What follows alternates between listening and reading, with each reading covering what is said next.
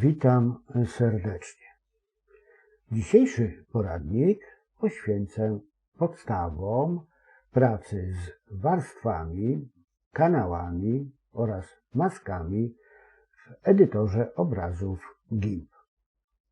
I jeżeli jesteście zainteresowani tą tematyką, to zapraszam do oglądania dalszej części filmu po krótkim intro.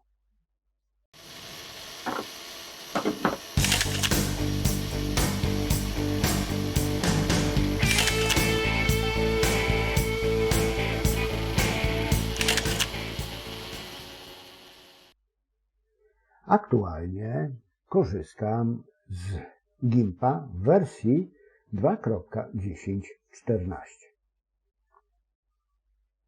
Do edytora obrazów zaimportuję sobie fotografię testową, którą pobrałem ze strony Photopolis.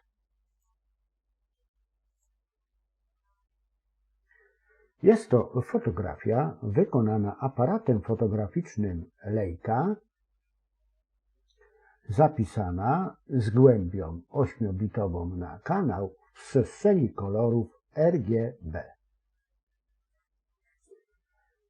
Zwyczajowo z grafiką pracę rozpoczynam od tego, że obrazek powielam.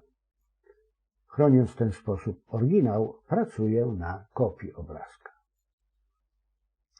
Kopię obrazka przekonwertuję do przestrzeni 16-bitowej.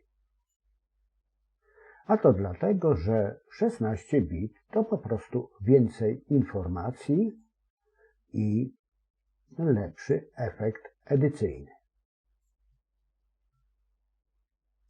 Teraz po tych wstępnych operacjach mogę już przejść do meritum i powiedzieć właśnie kilka istotnych słów o warstwach, kanałach i maskach. Po zaimportowaniu grafiki do GIMPa ląduje ona, można powiedzieć, na warstwie. Warstwa to nic innego jak półka z obrazkiem. I tutaj przy pomocy tego oto guzika mogę włączyć lub wyłączyć widzialność warstwy. Teraz nie widać żadnej warstwy na obrazku i dlatego widzimy obszar przezroczysty. Po włączeniu widzialności widzimy obrazek. Takich warstw z obrazkiem mogę dodawać wiele i warstwy dodane wzajemnie ze sobą mieszać, używając do tego dwóch, można powiedzieć, parametrów. Pierwszy parametr odpowiada za tryb mieszania warstw pomiędzy sobą. I w chwili obecnej mam wybraną opcję zwykła, a więc jest to opcja mieszania podstawowa z pełnym kryciem. Mogę zastosować tutaj inne warianty trybów mieszania. Ale o tym będzie później. Dodatkowo jeszcze na wyświetlaną na podglądzie warstwę mogę wpływać poprzez ustawienie zmiany krycia warstwy. I teraz warstwa ustawiona jest, powiedzmy, z 37% kryciem. No i tak się przedstawia.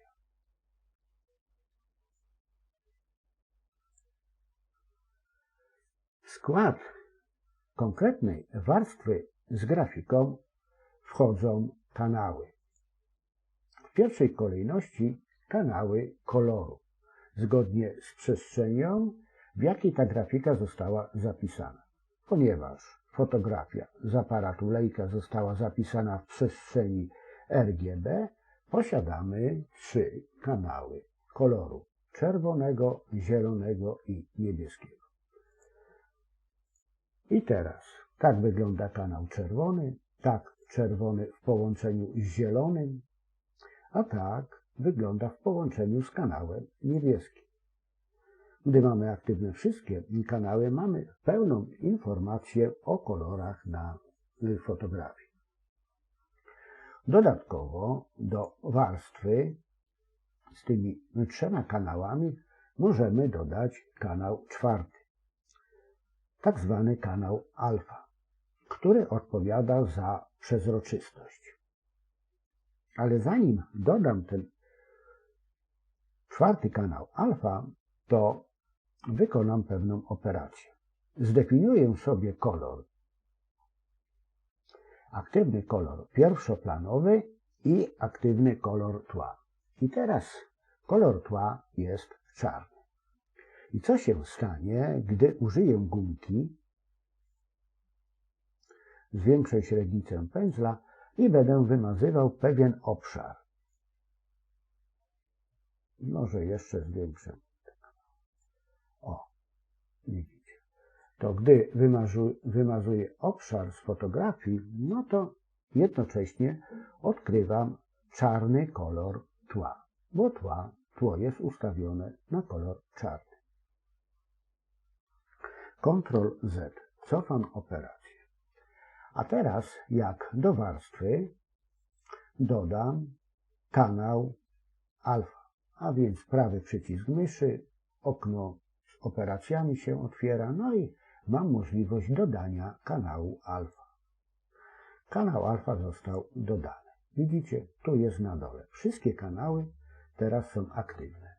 No i użyję gumki i będę wymazywał. I wtedy zamiast koloru tła odkrywam tło, ale tło przezroczyste, niczym nie zabarwione.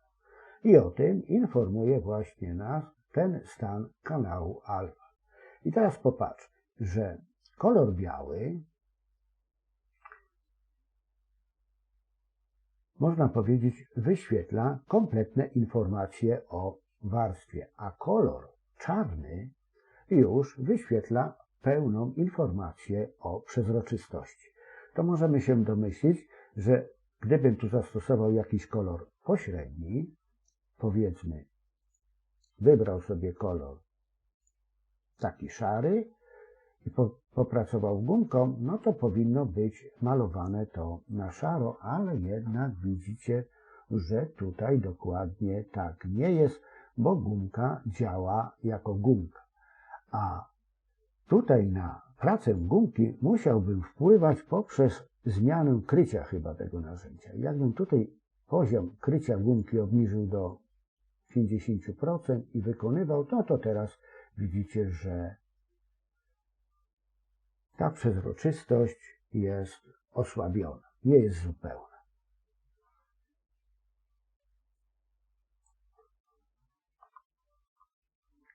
Wycofuję się z tych zmian. Teraz przejdę do kolejnego kroku. I pokażę Wam, jakie operacje mógłbym wykonywać na warstwach. A więc mam tutaj ikony, które uaktywniają możliwość dodania nowej warstwy, możliwość zduplikowania bieżącej warstwy. I powiedzmy, na razie z tych 2 pierwszych ikon skorzystam. I może na początek to ja sobie dodam całkiem nową warstwę na domyślnych ustawieniach. I wtedy do stosu warstw dodałem warstwę, która jest przezroczysta. Nic na niej nie ma. Dlatego jak patrzę w dół poprzez warstwę przezroczystą, no widzę to, co jest na warstwie poniżej. Ale jak warstwę z przezroczystością wypełnię kolorem, powiedzmy, użyję koloru wypełnienia białego.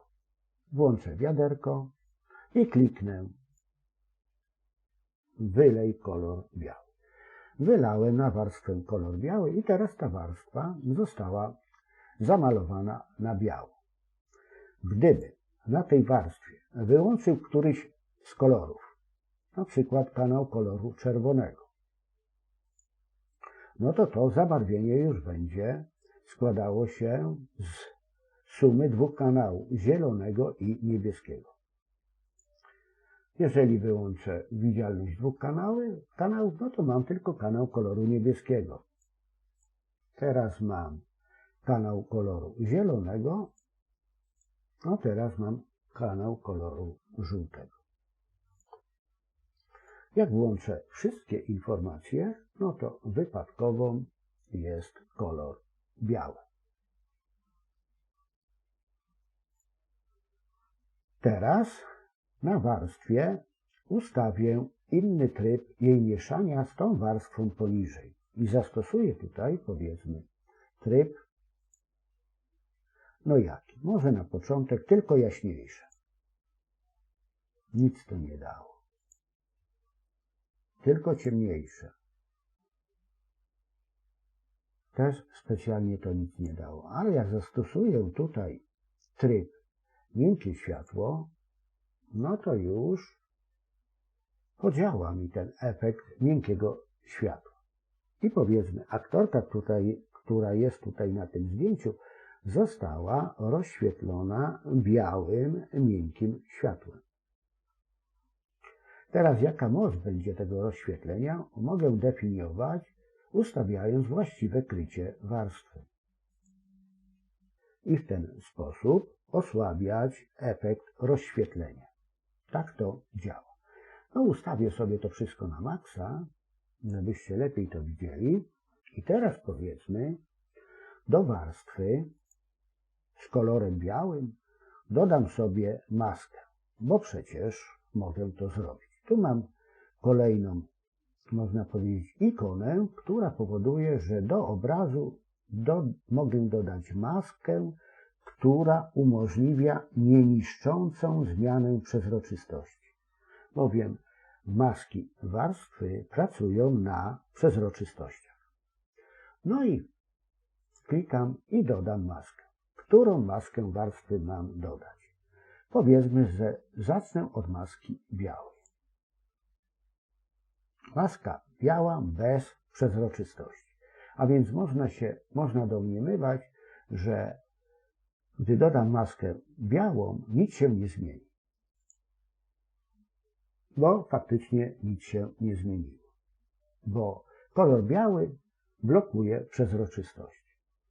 Ale gdybym teraz tą maskę zaznaczył, bo mogę operacje edycyjne wykonywać na obrazku, na ikonie obrazka i na ikonie maski. Teraz się przełączyłem na maskę i wejdę sobie tutaj w filtry, w kolory i zastosuję operację odwróć kolory, ale w odniesieniu do maski, nie do obrazka. I teraz kolor maski zmienił się na czarny i jak widzimy, to białe światło z obrazka zniknęło. A więc kolor czarny powoduje to, że ta warstwa z kolorem białym staje się w 100% przezroczysta. I możemy się domyślić, że kolory pośrednie pomiędzy bielą a czernią będą operowały na poziomach przezroczystości.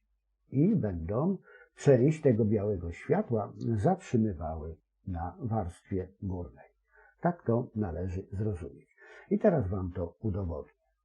Powiedzmy, że ja tutaj na masce użyję zwykłego zaznaczenia.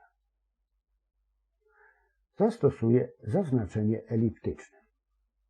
Widzicie, aktywna jest maska, rysuję sobie elipsę.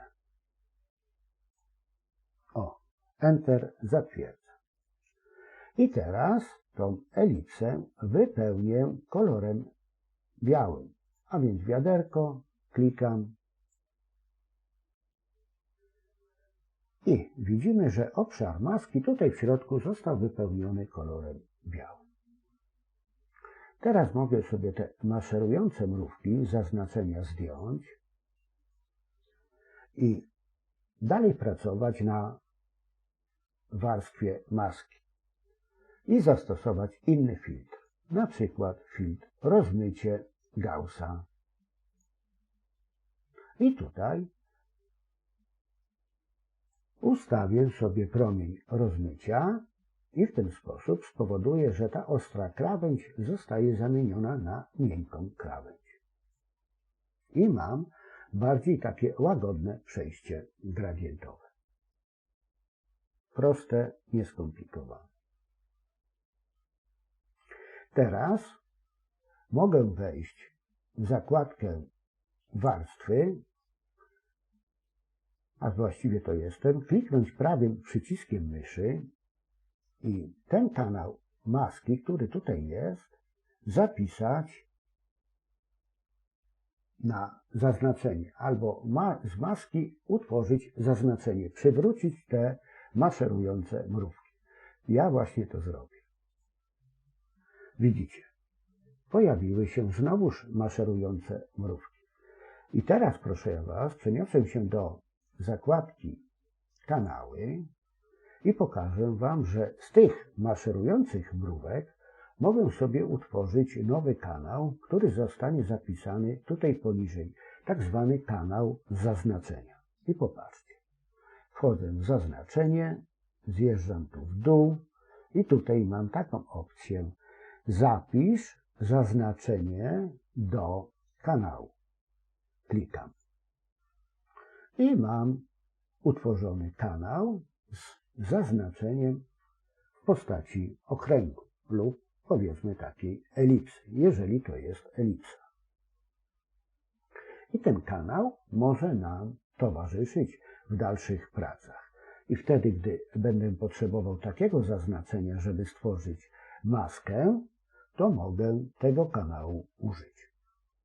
Zresztą ja pokażę Wam później, jak możemy sobie takie kanały tworzyć. I to, powiedzmy, co Wam pokazałem, to jest taka podstawa, ale może jeszcze nie do końca, bo o jednej rzeczy chciałbym Wam teraz wspomnieć. Zaznaczenie sobie oczywiście usunę. Brak zaznaczenia. O, nie ma zaznaczenia.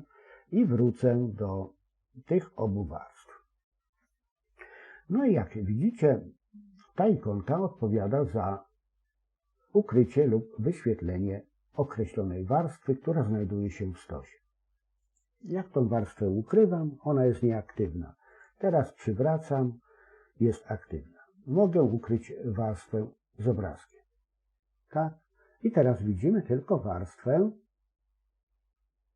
z wypełnieniem kolorem białym i z warstwą maski do niej przypisaną. A więc zdefiniowanym obszarem, który ma być nieprzezroczysty i zatrzymywać białe światło, i obszarem, który jest czarny, staje się przezroczysty i wtedy tego białego światła nie zatrzymuje. Ale tutaj dalej mamy kolejną ikonkę. I tutaj mogę włączyć taki łańcuch na jednej i na drugiej warstwie. I gdy uaktywnię sobie te łańcuchy, to tworzę tak zwane warstwy ze sobą powiązane. I to powiązanie obu tych warstw mogę wykorzystać nie do celów edycyjnych, a wyłącznie do celów na przykład przemieszczania warstw i wtedy z racji powiązania warstwy są razem przemieszczane. Oj, bo ja tutaj działam, widzicie, pomyliłem się, działam na warstwie maski. Ctrl Z, cofam tą operację, przenoszę się na obrazek i teraz łapę za obrazek i wykonuję tutaj operację przemieszczenia. I widzicie, powiązane łańcuchem warstwy zostały przemieszczone. Gdybym sobie, powiedzmy, to powiązanie zdjął i wykonał operację na warstwie z białym kolorem, no to tylko tą warstwę przemieszczam z kolorem białym, a warstwa z obrazkiem pozostaje na swoim miejscu.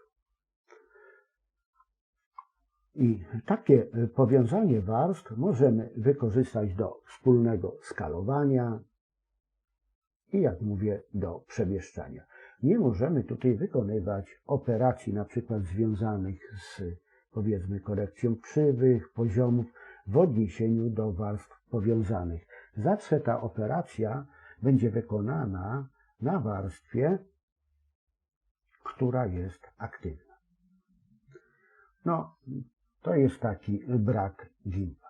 Photoshop to ma lepiej rozwiązane. No ale cóż, tak jest. No i co? I teraz zlikwiduję sobie te więzy i warstwę z obrazkiem uaktywnię i jeszcze raz ją powielę. A więc wykonam kopię tej warstwy. Wykonałem kopię warstwy z obrazkiem.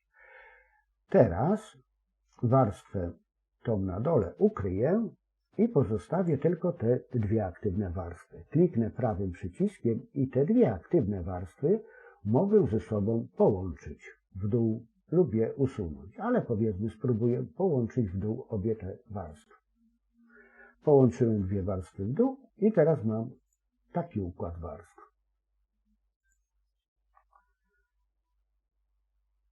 Spód i ta nowa warstwa, która jest teraz nieprzezroczysta, bo jest wyświetlana w trybie zwykłym. Oczywiście układ kanałów ma stały, łącznie z kanałem alfa, który odpowiada za przezroczystość tej warstwy.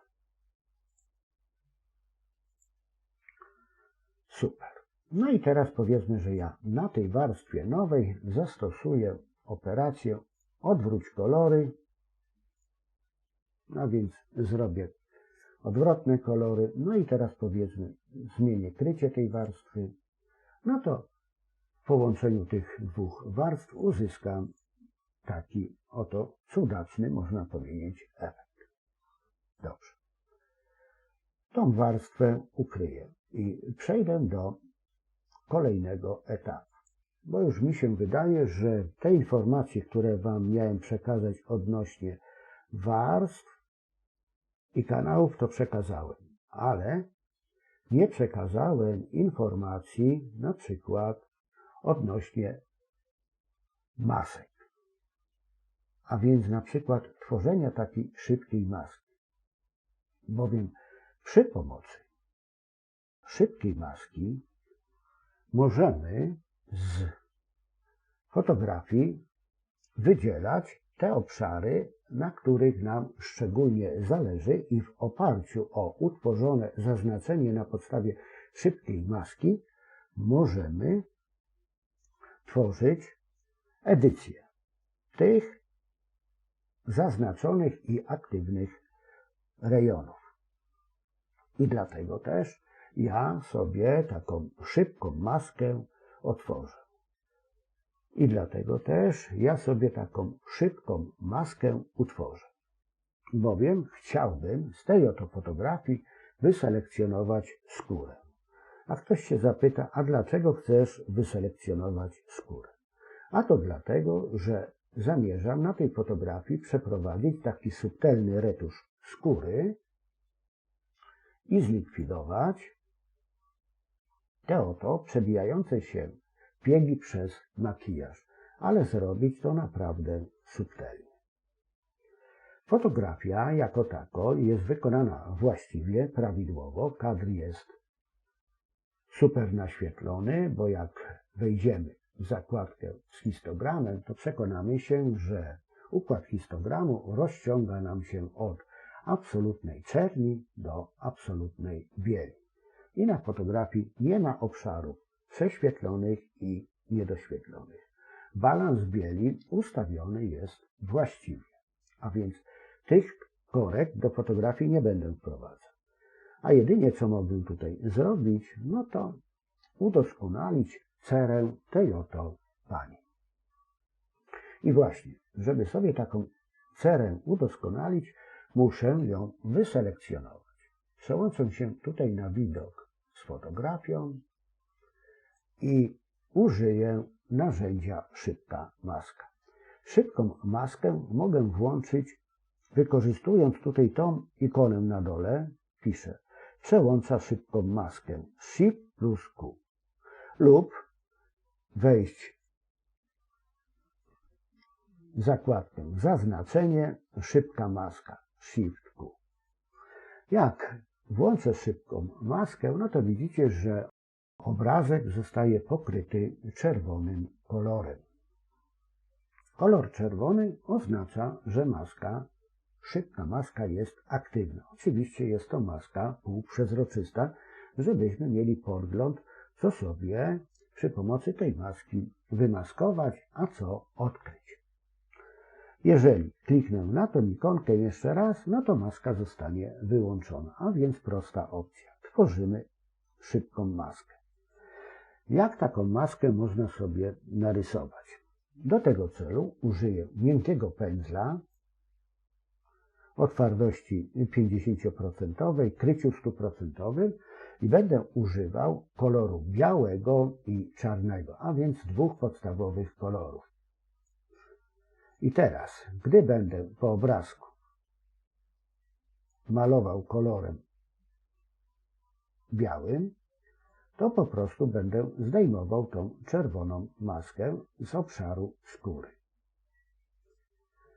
Gdy będę używał koloru czarnego, to będę maskę po prostu przywracał. No i tak to działa. I to jest bardzo wygodny sposób malowania, bowiem jak się pomylimy, to szybko możemy się poprawić. No i teraz, jeżeli pozwolicie, to ja w milczeniu sobie taką maskę w odniesieniu do skóry namaluję.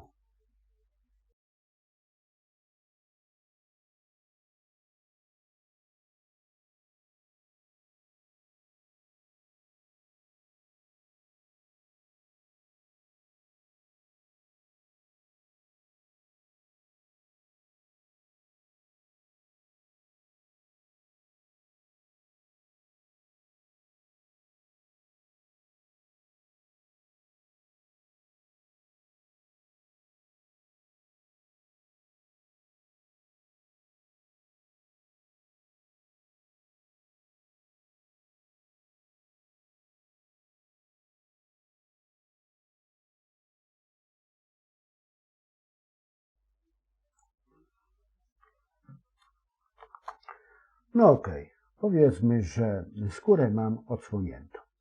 Teraz wyłączam działanie szybkiej maski i powstaje mi zaznaczenie z tak zwanych maszerujących mrówek. I teraz to zaznaczenie będę mógł sobie zapisać do nowego kanału zaznaczenia w odniesieniu do skóry. A więc wchodzę do zakładki zaznaczenie, zapisz do kanału. Został mi utworzony nowy kanał, który nazywam skóra. Jest OK. Zaznaczenie zdejmuję. Fajna opcja. No i co? I teraz przejdę do zakładki z warstwami i będę tworzył tak zwane warstwy korekcyjne w odniesieniu do, proszę ja Was, wykonania retuszu skóry. A retusz skóry wykonam za pomocą techniki o nazwie separacja częstotliwości. I wszystko rozpocznę od tego, że na początku to utworzę sobie nową grupę korekcji separacji, a więc kliknę w ikonę folderu. Utworzyłem nowy folder i tą grupę nazwę separacja częstotliwości. Separacja częstotliwości. I do grupy muszę sobie przenieść kopię obrazka. Jak to zrobić? Mogę to zrobić na dwa sposoby. Zaznaczyć obrazek, zbudować jego kopię i tą kopię przeciągnąć na ten folder. I wtedy ona wchodzi w skład folderu grupowego. Mogę również tą aktywną kopię usunąć i zrobić to inaczej. Użyję prawego przycisku myszy, oczywiście klikając w grupę i wykorzystam to polecenie. Utwórz nową warstwę z bieżącego widoku obrazu. A tym bieżącym widokiem obrazu jest ta warstwa, która znajduje się pod spodem. I teraz za jednym kliknięciem już w folderze grupowym znalazła mi się kopia warstwy z obrazkiem. Teraz warstwę z obrazkiem mogę sobie ukryć, a tą warstwę widoczną powielić, bowiem tutaj będę potrzebował 2 warstw. No i teraz taka grupa obrazków jest aktywna, teraz jest zwinięta, a teraz rozwinięta. I tą warstwę dolną nazwę kolor, a warstwę górną nazwę detal. I będę wykonywał separację. Wyłączę widzialność warstwy detal i zajmę się warstwą kolor. I na warstwie kolor zastosuję filtr dolnoprzepustowy rozmycie Gaussa. I filtr dolnoprzepustowy przepuści nam tak zwane niskie częstotliwości wyznaczone określonym progiem. A ten próg to sobie zdefiniuję. Jaki to będzie próg? Ja sobie tak wyliczyłem, że dla tego zdjęcia właściwym progiem to będzie wartość 3 pikseli. Bowiem zniknął kolor, pozostał po prostu, bo zniknął detal, a pozostał kolor. Zdjęcie jest rozmyte. Teraz przejdę do warstwy detal. I na warstwie detal zastosuję odwrotnie działający filtr, a więc filtr, który przepuszcza górne pasma częstotliwości, a blokuje te niskie pasma częstotliwości. I to jest filtr z grupy uwydatnienie, filtr górnoprzepustowy, wysokie przejście, uwydatnia drobne szczegóły. I tutaj ten próg również muszę zastosować na wartość 3 pikseli. I teraz obie wartości progowe zgrane są ze sobą i separacja częstotliwości się udała. Bowiem jak zmienię krycie warstwy detal, tryb mieszania warstwy,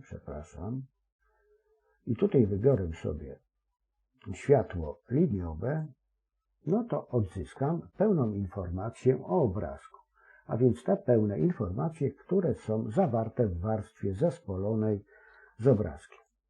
I popatrzcie, klikam w obrazek, wyświetlam te warstwy wyżej, no i się tutaj nic nie zmienia. A więc można powiedzieć, że operacja rozdzielenia pasm częstotliwości odnośnie detalu i koloru się powiodła. I teraz już mogę zająć się edycją. I rozpocznę edycję od warstwy kolor, warstwę powielę szybciutko i na warstwie kolor kopia zastosuję znowuż filtr rozmywający Gaussa, powiedzmy z promieniem 8-9 pikseli. Ta wartość jest dostateczna. Teraz sobie rozmyłem skórę, ale również rozmyłem wszystko poza skórą. No i chciałbym w tym celu efekt zastosować do skóry. Dlatego też przypomniałem sobie o tym kanale, o selekcji skóry według kanału. Wystarczy, że kliknę na ten kanał, prawy przycisk myszy, kanał na zaznaczenie, przywracam maszerujące kropki, wracam na warstwę kolor kopia i tutaj wykorzystuję tą ikonę dodaj maskę warstwy, dodaję maskę warstwy i tutaj tworzę maskę warstwy na podstawie właśnie tych maszerujących mrówek, a więc zaznaczenia.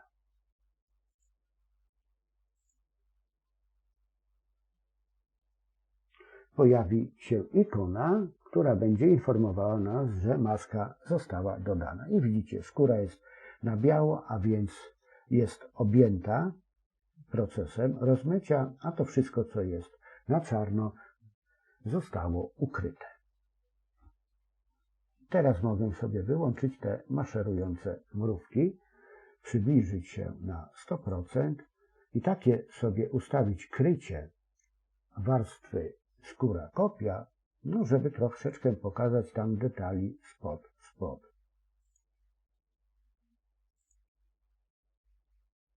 I powiedzmy takie krycie rzędu 80% będzie adekwatne.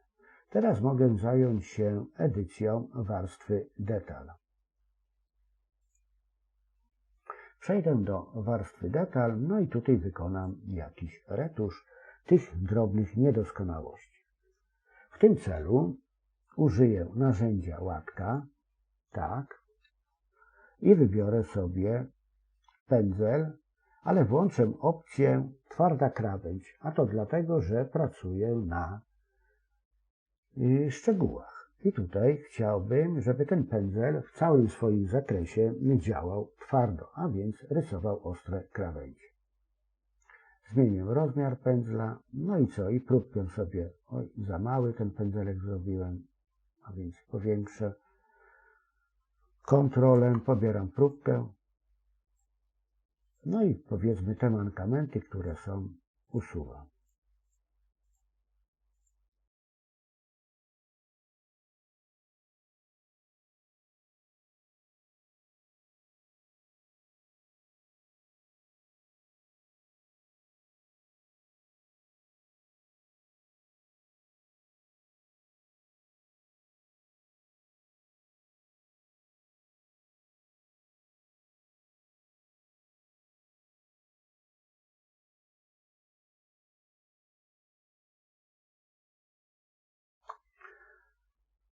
No ok, korekta jest na szybko zrobiona.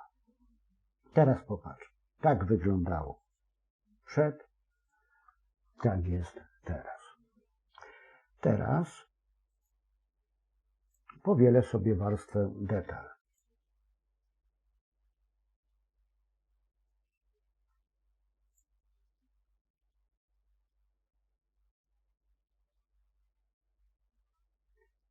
Jak stworzyłem warstwę Detal kopia, no to obrazek, fotografia została ekstremalnie wyostrzona. Ale po pierwsze, wyostrzenie chciałbym zastosować wyłącznie do wszystkiego innego poza skórą.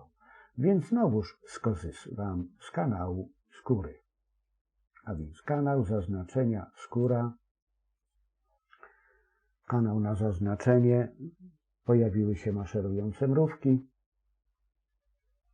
Przechodzę do warstw, Detal kopia, no i teraz po prostu to zaznaczenie z mrówkami sobie odwrócę, a więc zaznaczenie odwróć i na podstawie tego odwróconego zaznaczenia dodam sobie maskę do tej warstwy Detal kopia według odwróconego zaznaczenia. I teraz widzicie, skóra nie została wyostrzona, ale wszystko inne poza skórą już tak. I teraz te kanały bliźniacze mamy z odwróconymi kolorami. Wyłączam sobie widzialność, proszę ja Was, zaznaczenia. Przechodzę na zaznaczenia warstwy Detal, no i sobie tutaj powiedzmy obniżam stopień krycia warstwy na około 35%. I mam takie wyostrzenie w mniejszym stopniu. I wszystko teraz wygląda super ładnie, elegancko. Kolejny krok to z tych warstw tutaj utworzę sobie jedną warstwę. Nową warstwę z widoku. To jest taka wspólna warstwa.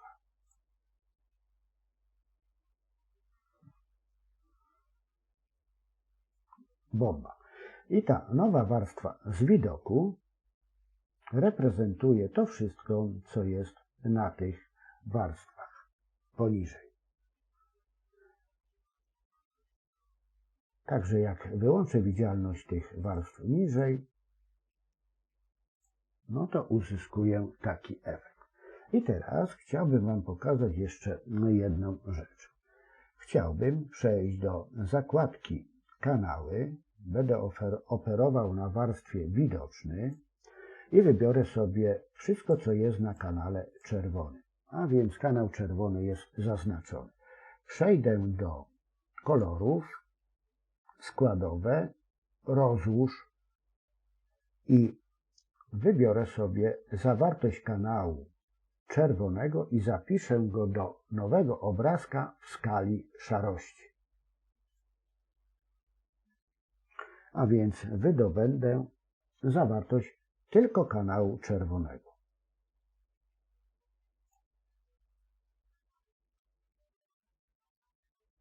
Ta operacja chwilę potrwa.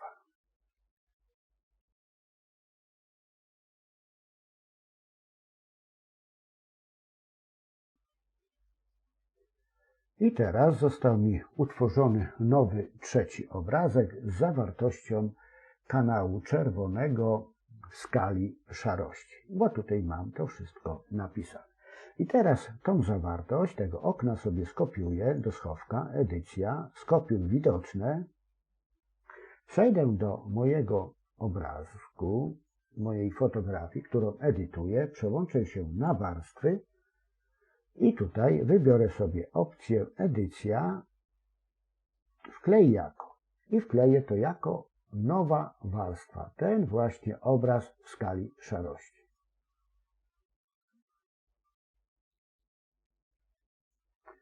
Obraz został wklejony na warstwie powyżej warstwy widocznej. Jak widać, przykrył warstwę widoczną. No ale teraz ja postanawiam zmienić krycie tej warstwy wklejonej i ustawić sobie tutaj tak zwane miękkie światło. I widzimy, że kontrast na fotografii uległ po zwielokrotnieniu.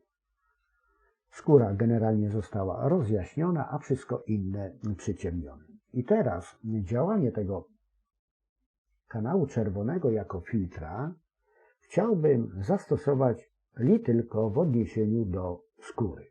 No i jak to zrobić?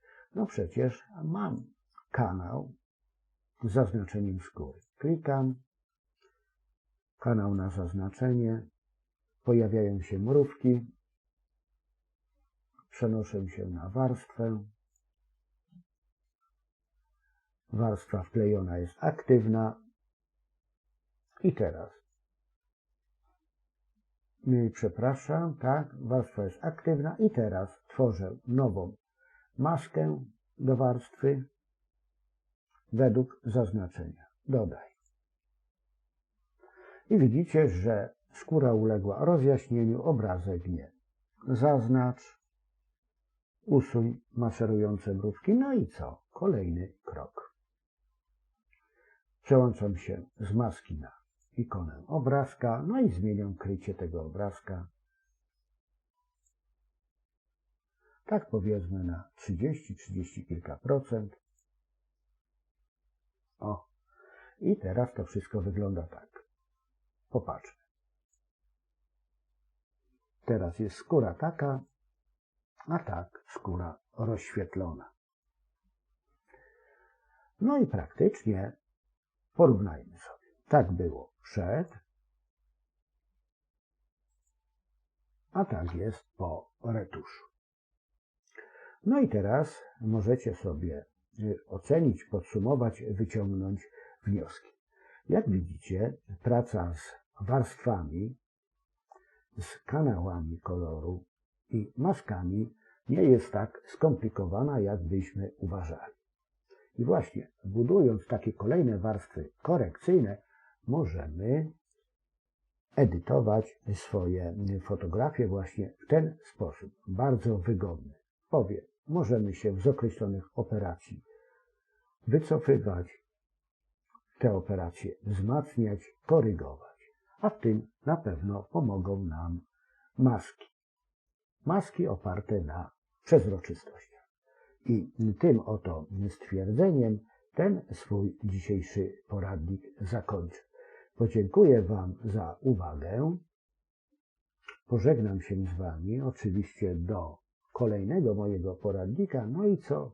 I na koniec zaproszę do odwiedzania mojego kanału na YouTube. A teraz już dziękuję Wam za uwagę i poświęcony czas.